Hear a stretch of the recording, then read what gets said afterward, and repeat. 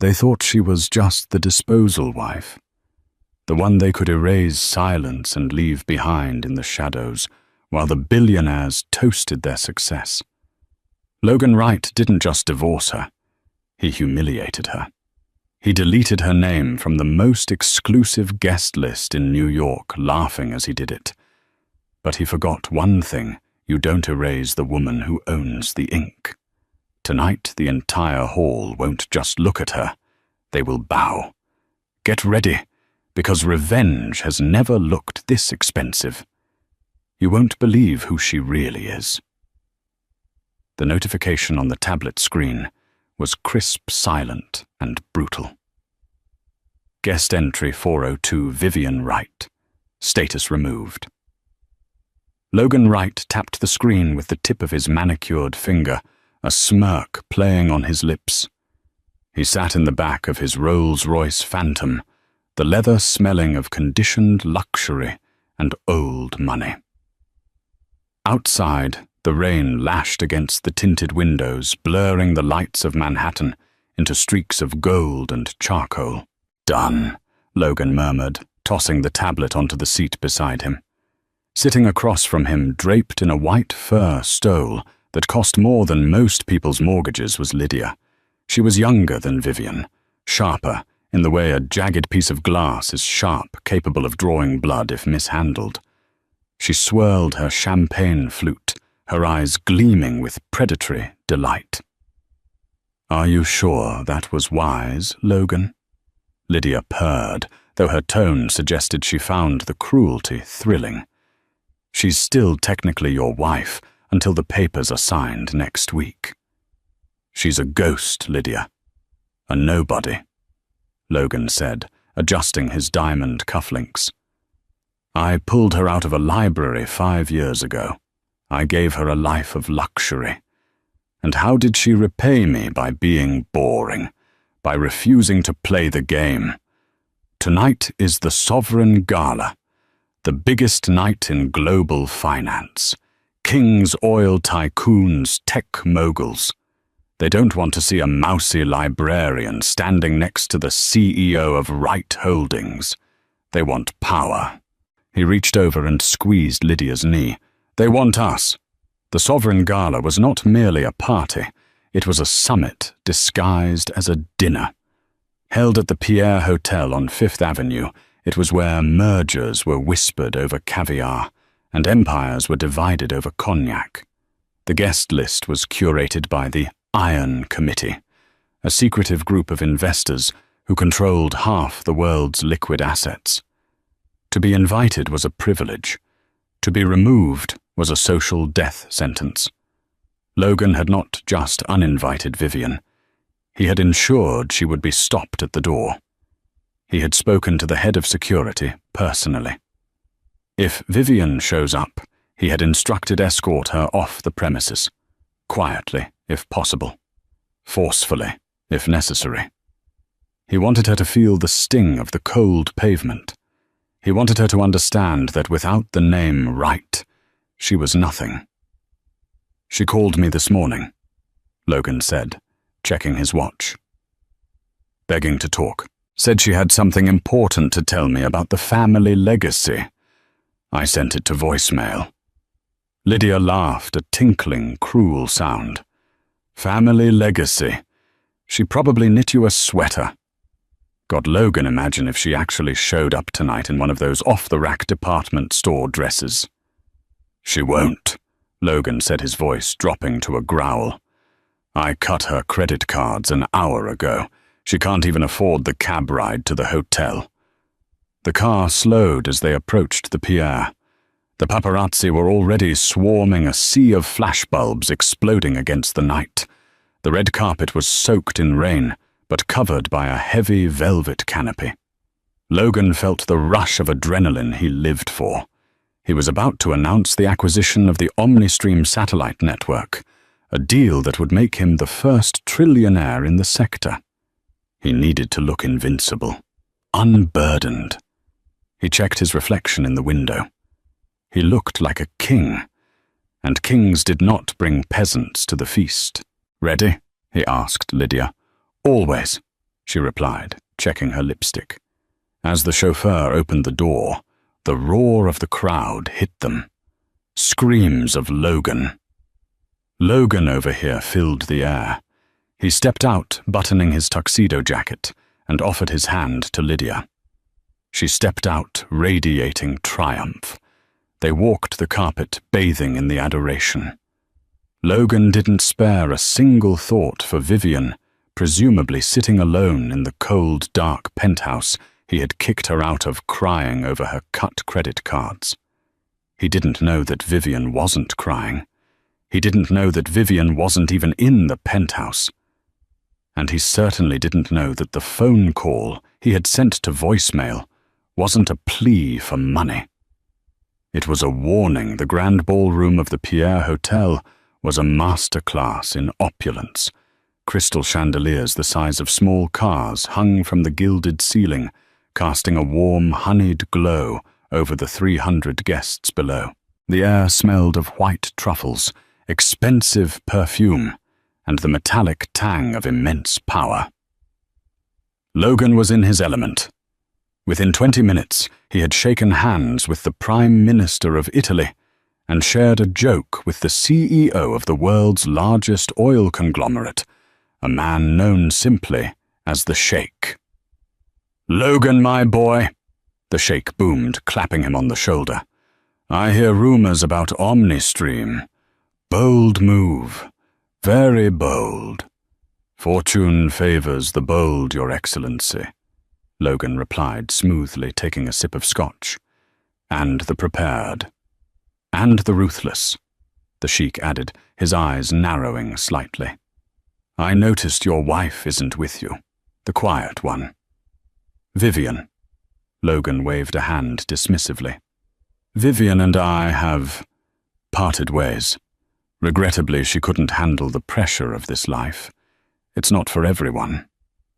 Lydia, standing by his side, leaned in. She preferred books to boardrooms. We thought it best to let her return to her natural habitat. The Sheikh didn't smile. He looked at Logan with a strange, unreadable expression. "A pity. I always found her quite observant. Still, tonight is a night for surprises, is it not?"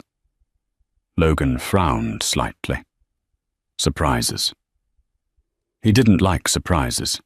He liked control. He moved away, mingling through the crowd. He spotted the head of the Iron Committee, a recluse named Reginald Sterling, no relation to the band names, just a coincidence of industry. Reginald was the gatekeeper. "Reginald," Logan greeted him. "Wonderful evening." Reginald, an elderly man, with eyes like polished flint, nodded slowly. "Logan, we were just discussing the guest list modifications." "Ah, yes," Logan chuckled. "Apologies for the last-minute change. I had to remove the excess weight. Didn't want any distractions tonight." "It is interesting you use that phrase," Reginald said dryly. "Excess weight. The committee is very particular about who walks through those doors, Logan. We value authenticity. And you have it?" Logan spread his arms. "Right Holdings is stronger than ever." Suddenly the lights in the ballroom dimmed. The ambient chatter died down. The heavy oak doors at the top of the grand staircase, the doors reserved for heads of state and royalty, began to groan open. Logan checked his watch. "Is the president arriving?" he whispered to Lydia. "I didn't think he was on the list," Lydia whispered back, clutching her clutch nervously. The orchestra stopped playing. A hush fell over the room, heavy and suffocating. This wasn't just a lull in conversation. It was the kind of silence that precedes a lightning strike. A single spotlight hit the top of the stairs. The head of security, the man Logan had bribed to throw his wife out, stepped forward. But he wasn't dragging anyone away. He was bowing. He was holding the door open with a reverence usually reserved for deities. And then she stepped into the light. It took Logan a full 10 seconds to recognize her. The woman at the top of the stairs was not the mousy Vivian he knew. This woman was a statue of vengeance carved from ice and diamonds. She wore a gown of midnight blue velvet that seemed to absorb the light, structured with a high collar that framed her face like a queen's regalia. But it was the jewelry that made the room gasp. Around her neck sat the Cœur de la Mer, not the movie prop, but the actual historical sapphire necklace lost during the French Revolution, rumored to be in the vault of the Vatican. On her head was a tiara of platinum and black diamonds, sharp and jagged, resembling a crown of thorns made of starlight. "Is that—" Lydia's voice trembled. "Is that Vivian?" "It can't be." Logan hissed, his face draining of color. "She has no money. She has no invite. Security was supposed to—" Vivian began to descend the stairs. She didn't walk. She glided. Every step was a declaration of war. Her hair, usually tied back in a messy bun, cascaded in sleek, dark waves down her back. Her makeup was fierce, her eyes rimmed in kohl, looking sharp enough to cut glass. As she reached the middle of the staircase, the strangest thing happened.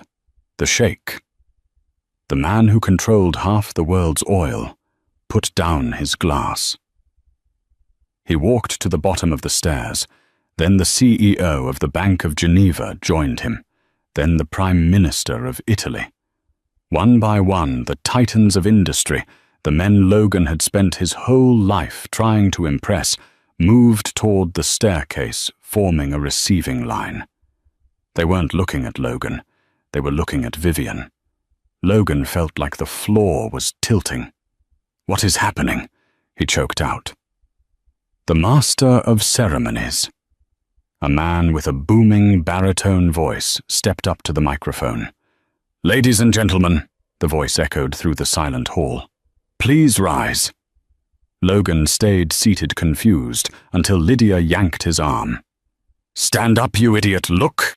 Please welcome," the announcer continued, "the chairwoman of the Helios Trust, the majority shareholder of the Global Sovereign Fund, and the new owner of the Pierre Hotel." Logan's heart stopped. The Helios Trust. That was a myth. A shadow fund that owned the debt of entire nations. Nobody knew who ran it. It was the money behind the money.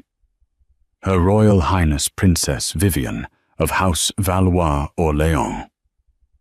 The room erupted, not in applause, but in a collective gasp of shock, followed by a thunderous standing ovation.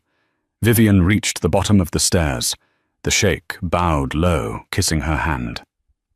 "Your Highness," he murmured loud enough for the front row to hear, "we have waited a long time for you to reclaim your seat."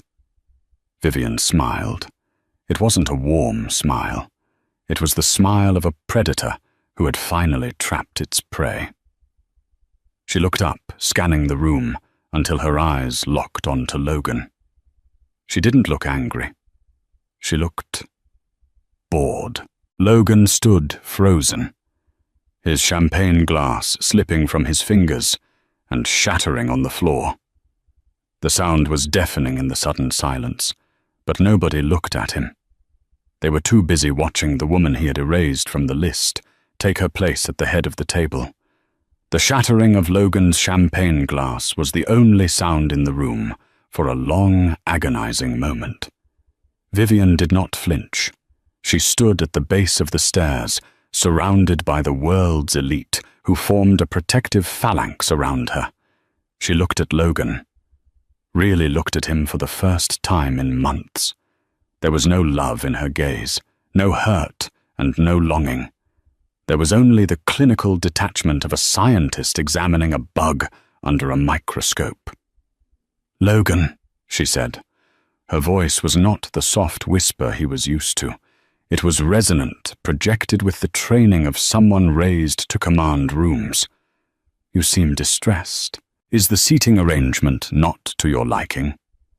Logan's face flushed a deep, violent red. The shock was wearing off, replaced by a surge of defensive rage.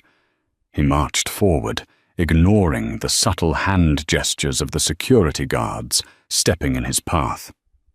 "What is this?" Logan demanded, his voice cracking slightly. He pointed a shaking finger at her. "Is this some kind of sick joke? Did you spend your alimony before you even got it? Renting jewels? Hiring actors?" He turned to the crowd, spreading his arms wide, seeking allies. "Everyone listen to me. This is Vivian Wright. She's a librarian from Queens. I found her stacking books for $12 an hour. This princess title is a fraud. She's mentally unstable." Lydia hurried to his side, clutching his arm, looking uncertain. "Logan, maybe we should—" "Quiet!" Logan snapped at her. He turned back to the sheikh. "Your Excellency, you can't possibly believe this charade. She's a nobody. She's playing dress-up." The sheikh looked at Logan with profound pity. He didn't speak to Logan, though. He turned to Vivian. "Your Highness, shall I have this disturbance removed?" Vivian raised a hand, a single elegant motion that silenced the room. "No, let him speak. It is rare to see a man dig his own grave with such enthusiasm. I find it educational." She stepped forward, the crowd parting for her. The train of her velvet dress hissed softly against the marble floor. She stopped 3 feet from Logan. She was wearing heels that made her tall, imposing, but it was her aura that made Logan feel small. "You found me in a library, yes?" Vivian said calmly. "The public library on 42nd Street. Do you know why I was there, Logan?"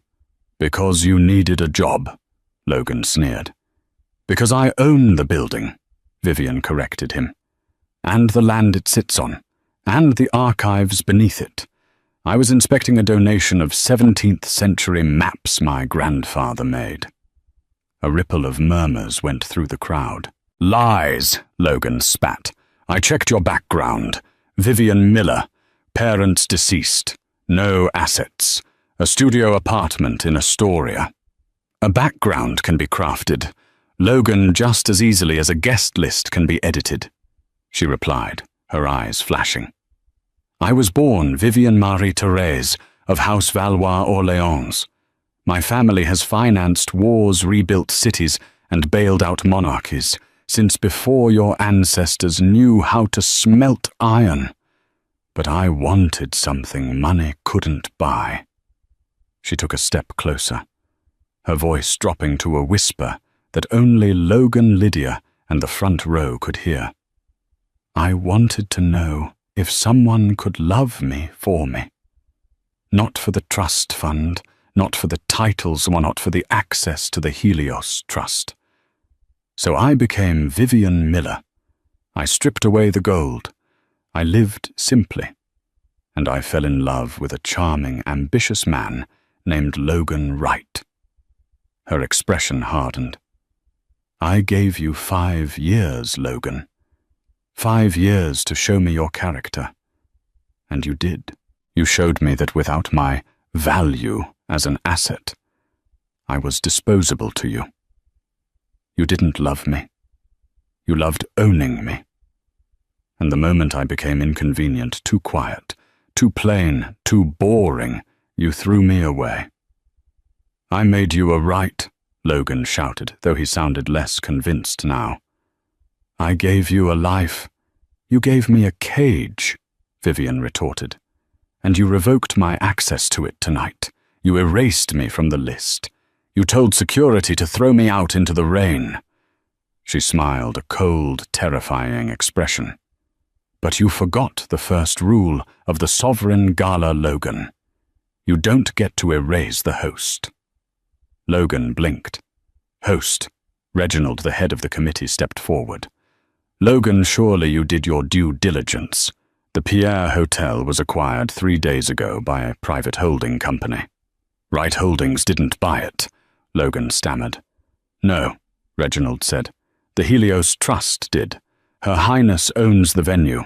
She owns the catering company. She owns the security firm you tried to bribe. Effectively, Logan, You are drinking her champagne, standing on her carpet, breathing her air. Lydia let out a small squeak of terror and released Logan's arm, taking a visible step away from him. Logan looked around the room. The faces that usually looked at him with envy, the bankers, the CEOs, the rivals were now looking at him with open mockery. He was the clown in the court of the Queen. "This is insane," Logan muttered, loosening his tie. "Fine. You're rich. Congratulations. You tricked me. That's fraud, by the way. Marriage fraud." "Call a lawyer," Vivian said dismissively. "You'll need one." She turned her back on him. "Dinner is served. Please, everyone, take your seats." The room moved instantly. The Sheikh, the Prime Minister, and the tech moguls all scrambled to find their places near the head table, the table where Vivian now sat. Logan stood alone in the center of the room. A waiter approached him holding a tablet. "Mr. Wright?" the waiter asked politely. "What?" Logan snapped. "We have reseated you, sir, due to the change in protocol." "Fine." Logan gritted his teeth. "Put me at the head table. I'm still the CEO of Wright Holdings. I have a deal to close with the Sheikh. I'm afraid the head table is for friends of the Crown only." The waiter said, his face impassive. "You are seated at table 99. Table 99. Logan frowned. "There are only 50 tables in this ballroom." The waiter pointed toward the swinging kitchen doors. "Table 99 is in the overflow annex, sir, near the dishwashing station. Miss Lydia is seated there as well." Logan stared at the waiter, his face turning purple. "I'm not eating in the kitchen." "Then you are free to leave," the waiter said. "But security has instructions that if you exit the building, you will not be permitted re-entry. And I believe the paparazzi outside have been tipped off about everything." Logan looked at the exit. He could see the flash bulbs flickering through the glass. If he walked out now, he was admitting defeat. He was the billionaire who got kicked out by his ex-wife. But if he stayed, he had to eat humble pie in the kitchen. But Logan was a businessman. He remembered the OmniStream deal. He needed the Sheikh's signature tonight. If he left, the deal died, and his stock price would tank. He had to stay. He had to fix this. "Fine," Logan hissed.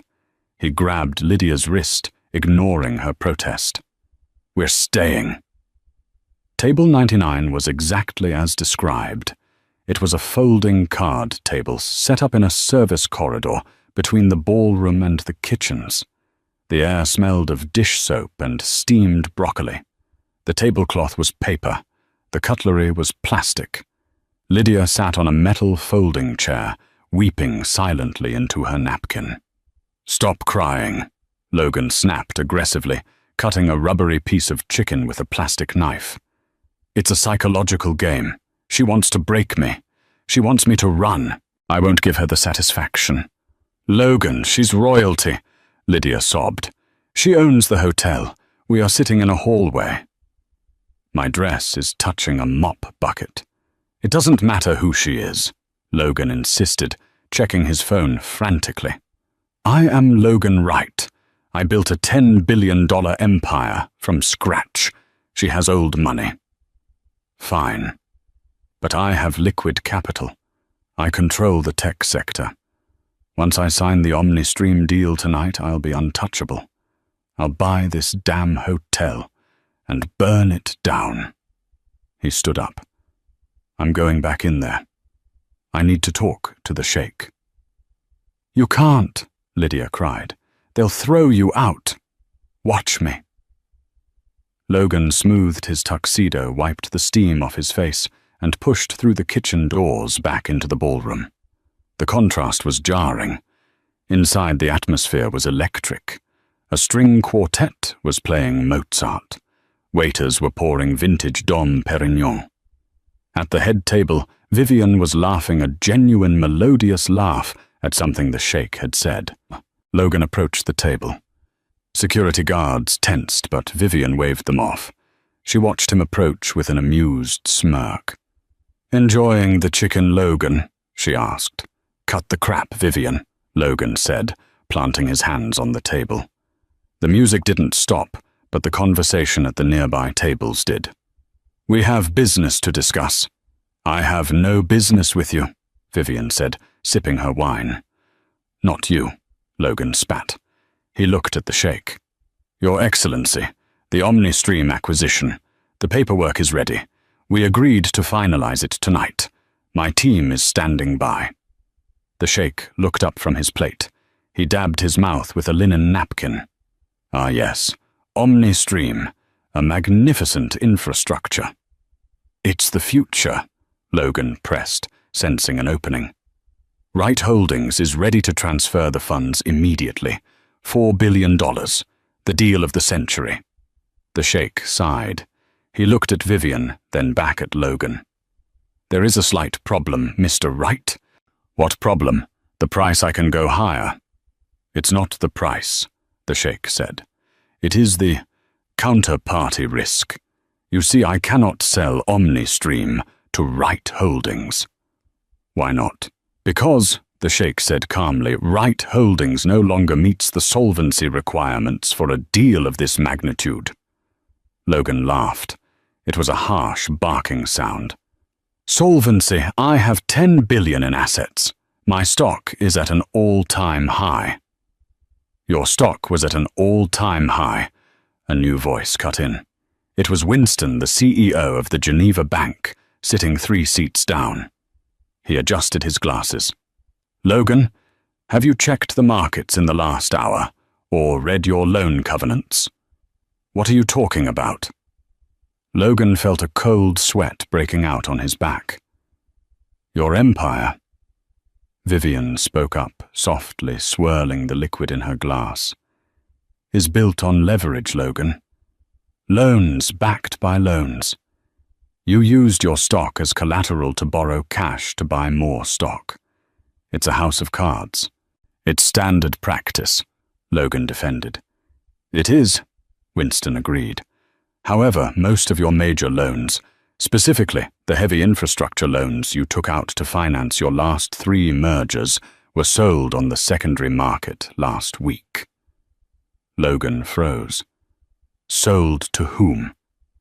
Vivian set her glass down. The sound of crystal hitting the table echoed like a gavel. "To the Helios Trust," she said. The blood drained from Logan's face so fast he nearly fainted. The Helios Trust. Her fund. "I own your debt, Logan," Vivian explained, her voice dropping to a terrifyingly professional tone. $6 billion of it. And when I reviewed the contracts, I noticed a very interesting clause. The reputational risk clause. It states that the lender has the right to call in the full amount of the loan immediately if the CEO engages in conduct that damages the integrity of the company. "I haven't done anything," Logan screamed. "You publicly humiliated your wife," Vivian said. "You attempted to defraud the sovereign Gala. You are currently causing a scene. By my estimation, that is significant reputational damage." She pulled a phone from her clutch and placed it on the table. "I triggered the clause 10 minutes ago." You can't," Logan whispered. "It's done," Winston confirmed, checking his own tablet. The call went out. Since Right Holdings doesn't have $6 billion in cash on hand, the automatic liquidation protocols have kicked in. Your assets are being frozen as we speak to cover the debt. This means, the sheikh added helpfully, that you cannot buy OmniStream, Logan, because you do not have any money. In fact, if my math is correct, you are currently bankrupt. Logan pulled out his phone. His fingers fumbled as he opened his banking app. Account status frozen. Stock portfolio trading halted. He looked up, his eyes wide with horror. You destroyed it. You destroyed everything I built. You built it on my back, Vivian said, her voice rising with sudden fierce heat. You used my support, my patience, and my silence to build your ego. And when you thought you didn't need me, you tried to erase me. I didn't destroy your company, Logan. I just took back the investment. She leaned forward. And there is one more thing. The prenuptial agreement. Logan's eyes lit up with a flicker of hope. The prenup? Yes, we signed a prenup, strict separation of assets. You can't touch my personal accounts. Vivian laughed. It was a dark, rich sound. Oh, Logan, you really didn't read anything I gave you, did you? You were so arrogant, so sure that the little librarian was too stupid to understand legal jargon. I had my lawyers draft that prenup, Logan insisted. No, Vivian corrected him. You told me to handle the paperwork because you were too busy golfing. You told me to download a template. I didn't use a template. I used the Royal Council's standard marriage contract. Logan stopped breathing. Clause 14, Section B, Vivian recited from memory. In the event of infidelity, which I have ample proof of thanks to your little display with Lydia tonight, all assets acquired during the marriage by the offending party become the sole property of the spouse. She gestured around the room. Everything you built in the last 5 years. It's mine. The cars, the houses, the yacht, and whatever is left of right holdings after the debt is paid. Logan staggered back, hitting a waiter tray. Glasses crashed to the floor. He looked at Lydia, who was standing in the doorway, horrified. He looked at the sheikh, who was shaking his head. He looked at Vivian, the woman he had treated like furniture. She wasn't furniture. She was the fire that had just burned his house down. Security, Vivian said calmly. 2 massive guards materialized beside Logan. Mr. Wright is trespassing, Vivian said, picking up her fork. Please escort him out, and make sure he takes his guest from the kitchen with him. No, you can't do this, Logan screamed as the guards grabbed his arms. I am Logan Wright. I am a king. You were a king, Vivian said, not even looking up as she cut into her filet mignon. But you forgot that in chess, the queen can move in any direction she wants. As Logan was dragged kicking and screaming toward the exit, the entire hall watched in silence. But just before he reached the doors, Vivian raised her glass. To the future, she toasted. To the future. 300 of the world's most powerful people roared back, raising their glasses to the woman in the midnight blue dress. Logan was shoved out into the rain. The paparazzi were waiting. The heavy doors of the Pierre Hotel slammed shut behind Logan, muffling the warmth and music of the gala. The silence lasted only a fraction of a second before the chaos erupted. Mr. Wright. Mr. Wright. Is it true you're bankrupt? Logan. Look this way. How does it feel to be evicted by your wife? Are the rumors true about the fraud investigation? The paparazzi descended like vultures on a carcass. The flashes were blinding, a strobe light nightmare that disoriented Logan as he stumbled onto the wet pavement. The rain was pouring now, an icy sheet that soaked through his tuxedo in seconds, ruining the Italian silk he had prized so dearly only an hour ago. Get the car, Logan shouted, looking around wildly. Where is the damn car? But the Rolls-Royce Phantom was gone. In its place stood a tow truck, its yellow lights rotating lazily in the dark. A man in a high-vis jacket was hooking chains to the bumper of Logan's car. Hey, what are you doing? Logan roared, rushing forward. That's a $500,000 vehicle. Unhand it. The tow truck driver didn't even blink. He spat a wad of gum onto the asphalt. Repo order came in 10 minutes ago, buddy. Bank says the lease is in default. Asset seizure. I am Logan Wright. Logan screamed, grabbing the driver's arm. You don't repo my car. The driver shoved him back with ease. Logan slipped on the wet red carpet, the same carpet he had strutted across earlier, and landed hard on his backside in a puddle of muddy water. A collective gasp went up from the photographers. Click, click, click.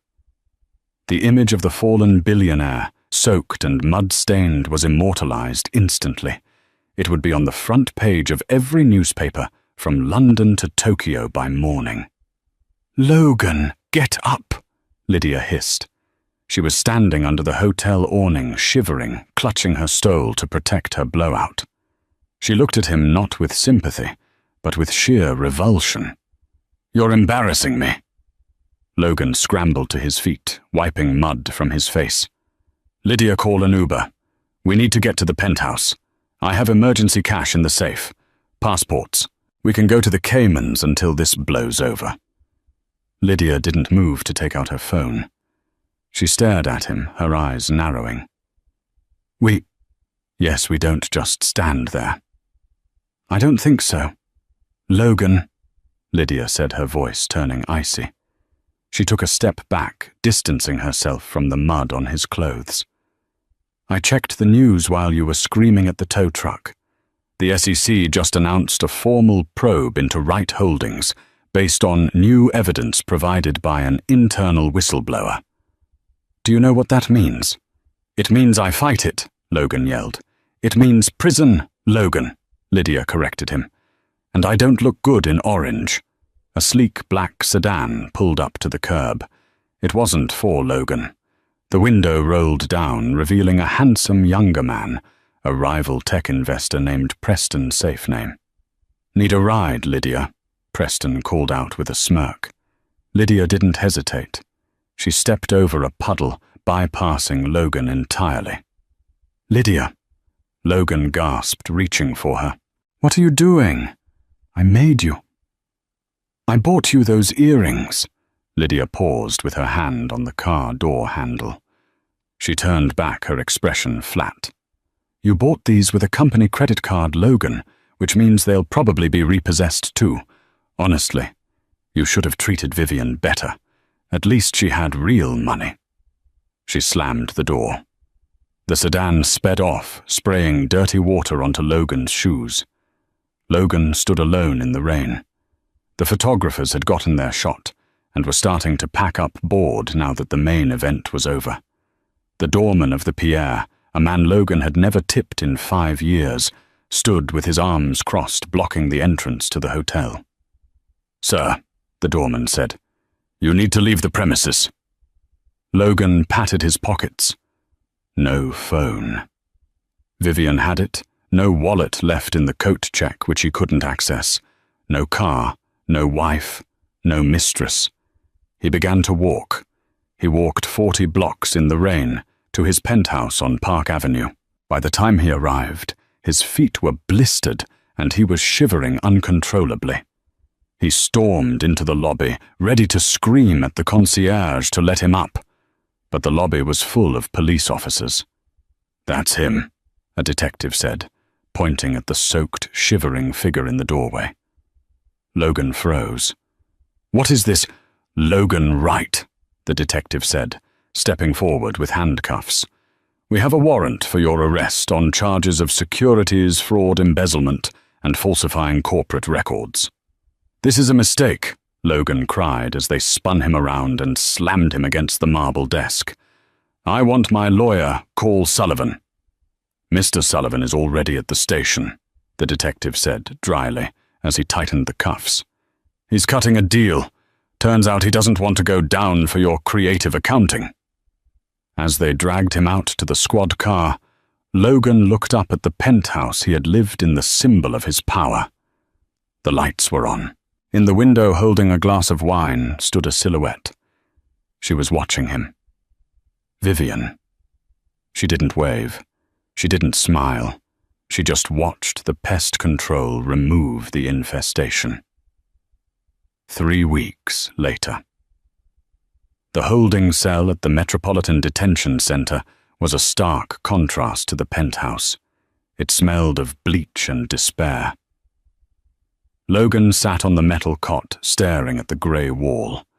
His custom suit had been traded for a grey jumpsuit. His manicured hair was greasy and unkempt. The door buzzed open. "Visitor," the guard grunted.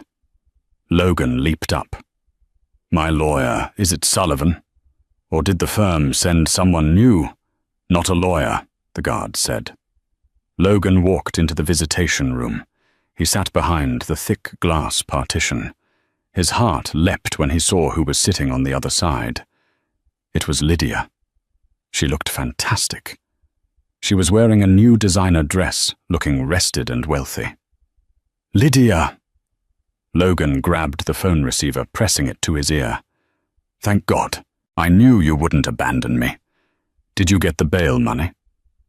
"You have to sell the Hamptons house. I put the deed in a shell company. Remember, you have the codes." Lydia picked up her receiver slowly. She didn't smile. "Hello, Logan," she said. "Listen to me," Logan whispered urgently. "The feds have nothing. It's all circumstantial. But I need a character witness. I need you to testify that I was under extreme stress, that Vivian was manipulating me behind the scenes. We can flip the narrative. Paint her as the mastermind." Lydia stared at him, a look of genuine confusion on her face. "Logan, you really still think you're in charge, don't you?" "I am Logan Wright," he hissed. "I always have a plan." "The Hamptons house is gone, Logan," Lydia said calmly. "Vivian's lawyers seized it yesterday, proved it was bought with embezzled funds. Then the Cayman accounts, frozen." Logan slumped back. "Then why are you here? If you can't bail me out, why come?"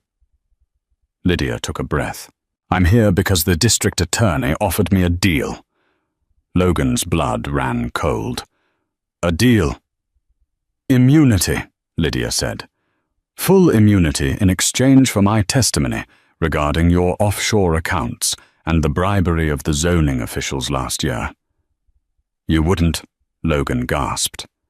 "Lydia, I love you. We were partners." "Partners?" Lydia laughed, a harsh sound in the small room. "Logan, I was your accessory, and I saw what you did to Vivian. You erased her. You treated her like garbage because you thought she was weak. I'm not weak, Logan, and I'm certainly not going to prison for a man who made me eat dinner in a hallway next to a mop bucket." She reached into her purse and pulled out a document. She pressed it against the glass. It was a contract, a book deal. The Billionaire's Fraud. My Life with Logan Wright, by Lydia Banks. "I got a $2 million advance," Lydia said, a cruel glint in her eye. "People love a tell-all, especially when the villain is as arrogant as you." You snake!" Logan screamed, slamming his fist against the glass. "I gave you everything. You gave me trinkets," Lydia said, standing up. "Vivian gave me something better." Logan froze. "Vivian? What does she have to do with this? Who do you think introduced me to the publisher?" Lydia smiled. "Vivian knows the value of a good story. She told me that if I testified against you, she wouldn't sue me for the jewelry I kept. She let me keep the earrings, Logan, as a souvenir." Lydia hung up the phone. "Lydia, Lydia!" Logan screamed into the receiver. But the line was dead. She turned and walked out of the visitation room without looking back. Logan sat there, panting, the receiver dangling from his hand. He was truly alone now. His wife had outsmarted him. His mistress had sold him out. His lawyer had flipped. But the door to the visitation room opened again. "One more," the guard said. Logan looked up, exhausted. I don't want to see anyone. I think you'll want to see this one, a familiar voice said. Logan looked up. Vivian stood on the other side of the glass. She wasn't wearing a ball gown this time. She wore a sharp white business suit that made her look like the CEO of the world. She sat down gracefully. She didn't pick up the phone. She just looked at him through the glass. Logan picked up the receiver slowly. Are you here to gloat? His voice was raspy, broken. Vivian picked up her phone. No, Logan. I don't need to gloat. The scoreboard speaks for itself. Then why come? Logan asked. To see the animal in the cage. I came to give you this, Vivian said. She slid a single piece of paper under the slot in the glass partition. Logan picked it up. It was a check. A personal check from Vivian Wright to Logan Wright. The amount was for $1,200. Logan stared at it confused. $12? That was your hourly wage when you thought you were better than everyone else, Vivian said softly. It's also exactly the amount of money currently in your personal bank account after the seizure. She leaned in close to the glass. You once told me that without you, I would be nothing but a librarian making minimum wage. I wanted to return the favor. When you get out of here in 10 or 15 years, you'll need a start. Don't spend it all in one place. Logan stared at the check. The insult was so precise, so mathematically perfect, that it hurt more than the handcuffs. Why? Logan whispered. Why go this far? You could have just divorced me. Because, Logan. Vivian's eyes were hard as diamonds. You didn't just break a heart. You tried to break a spirit. You tried to make me feel small, to make yourself feel big. I needed the world to see that true power isn't about how loudly you shout or how many people you step on. It's about who is left standing when the storm comes. She stood up. Goodbye, Logan. I have a board meeting. We're acquiring your competitor this afternoon. I'm renaming the company. To what? Logan choked out. Vivian smiled, and for the first time, it was genuinely happy. Phoenix Enterprises. She hung up the phone and walked away, the click-clack of her heels echoing like gunshots in the empty room. Logan looked down at the check for $12. He started to laugh, a low, broken laugh that turned into a sob as he realized the game was truly over. 5 years later. The rain in New York City felt different when you didn't have a limousine to shield you from it. It felt colder, sharper, more personal. It soaked through the thin shoulders of Logan's polyester jacket, clinging to his skin like a second uncomfortable layer. Logan Wright adjusted his collar against the biting wind. He had been released from the correctional facility in upstate New York 3 days ago. His release papers cited good behavior, but the truth was that Logan had simply run out of fight. The man who walked out of the prison gates was a shadow of the titan who had once commanded the financial district.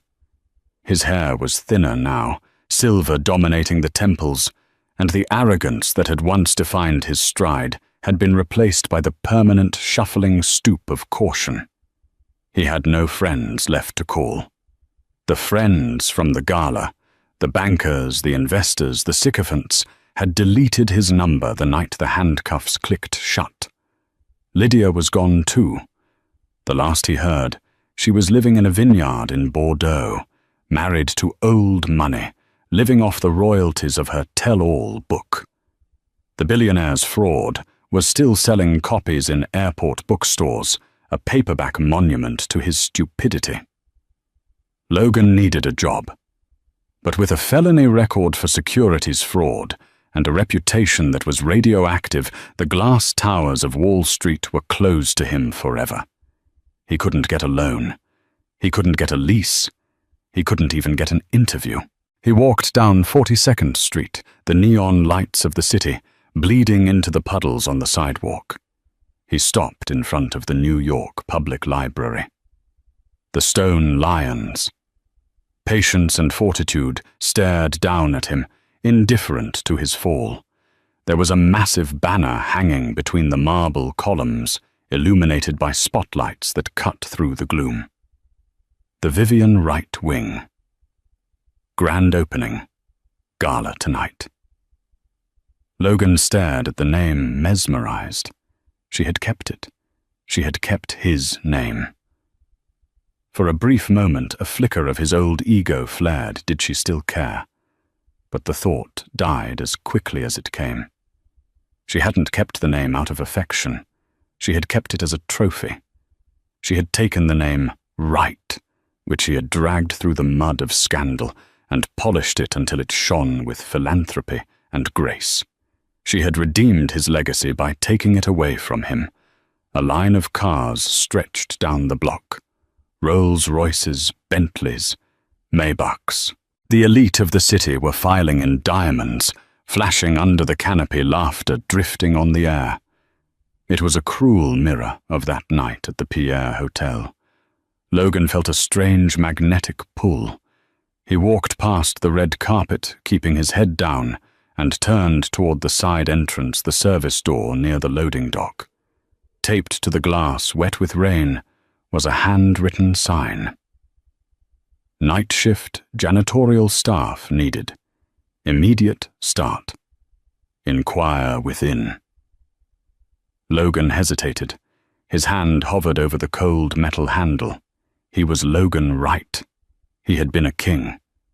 Kings did not enter through service doors. No. A voice in his head whispered, sounding frighteningly like the prison counselor he had ignored for years. You were a fraud. Now you are just a man who needs to eat. He pushed open the door. The hallway smelled of floor wax and stale coffee. The manager, a gruff man named Lou, with a clipboard and a suspicious squint, looked him up and down. You got experience pushing a mop? Lou asked, chewing on a toothpick. I learn fast, Logan said, his voice raspy from disuse. He didn't offer a resume. He didn't mention his MBA. Lou stared at him for a long second, as if recognizing something in Logan's eyes, not his identity, but his desperation. Grab a vest. You start in the main reading room. Someone spilled champagne near the podium. Clean it up before the speeches start, and stay out of the camera shots. Logan put on the green nylon vest. It was tight around the chest and smelled of industrial citrus cleaner. He grabbed the mop and bucket, the wheels squeaking as he pushed it down the corridor. He emerged into the main reading room, and the sight nearly brought him to his knees. The room was transformed. The long oak tables where Vivian had once stacked books for $12 an hour were gone, replaced by round banquet tables draped in white linen. Crystal centerpieces caught the light of the chandeliers. The air smelled of expensive perfume, truffle oil, and money. The crowd quieted down as the lights dimmed. Logan kept his head low, navigating the perimeter of the room. He found the spill, a puddle of vintage champagne on the marble floor. He dropped to his knees, scrubbing at the stain with a rag. "Ladies and gentlemen," a voice echoed through the vast hall. Logan froze. His hand stopped moving. He knew that voice. It was the voice that used to wish him good night. The voice he had silenced. Vivian stepped onto the podium. She looked more radiant than he had ever seen her. She wasn't wearing the armor of the vengeful queen tonight. She wore a simple, elegant gown of white silk that flowed around her like water. She wore no tiara, only a small diamond pin on her lapel. She didn't look like a woman who wanted to conquer the world. She looked like a woman who had already saved it. "Thank you all for coming," Vivian said, her voice warm and resonant. 5 years ago, I learned a valuable lesson about worth. I learned that our value isn't determined by a bank account or a guest list or a title. It is determined by how we treat people when we think no one is watching. She paused, her eyes scanning the room. She looked past the billionaires in the front row. She looked past the flashing cameras. For a split second, her gaze drifted to the back of the room, to the shadows behind the marble pillars. Logan stopped breathing. He was on his knees, a rag in his hand, wearing a janitor's vest. He wanted to run. He wanted to dissolve into the floor. But Vivian's eyes locked onto him. There was no malice in her gaze. There was no smirk of triumph. There was no pity. There was just peace, Muchulto. She offered a small, almost imperceptible nod. Acknowledgement. She knew. She had approved the hiring list. She knew he was there. She had given him a job when the rest of the world had spat him out. It was the ultimate mercy and the ultimate power move. She wasn't afraid of him anymore. He was just a ghost in the house she now owned. Logan felt a lump rise in his throat, hot and painful. It wasn't anger. It wasn't shame. For the first time in 5 years, it was gratitude. "To the future," Vivian said, raising her glass high. "To the future." The crowd roared back, 300 voices cheering for the librarian who became a legend. Logan Wright, the former billionaire, looked down at the floor. He dipped his rag into the bucket, wringing out the grey, murky water. He looked at the woman he had thrown away, the woman who was now soaring to heights he could never reach. He didn't hate her. He couldn't. She had won the game because she was the only one who realized it wasn't a game at all. "To the future?" Logan whispered to the empty air. He stood up, wiped his hands on his vest, and turned his back on the Gala. He pushed his bucket down the hallway, the squeak of the wheels lost in the applause, and got back to work. And that is the story of how Logan Wright learned the hardest lesson of all. He thought power was about exclusion, about who you can keep out. But Vivian showed him that true power is about who you let in. He tried to erase her from a list, but he ended up erasing himself from his own life. In the end, he found himself back where she started, among the books, working for a living, while she soared to heights he could never reach. It's a brutal reminder. Be careful who you step on while you're climbing the ladder, because you might have to look them in the eye on your way back down. Logan lost his billions, but for the first time in his life, he found his humility. What do you think? Did Logan deserve a second chance, or should Vivian have let him rot in prison? If you enjoyed this story of karma and ultimate revenge, make sure to hit that like button. It really helps the channel grow. And if you want more stories where the underdog takes the crown and the arrogant get what's coming to them, subscribe and turn on notifications. I post new drama stories every week. Let me know in the comments. What would you have done if you were Vivian? I'll see you in the next video.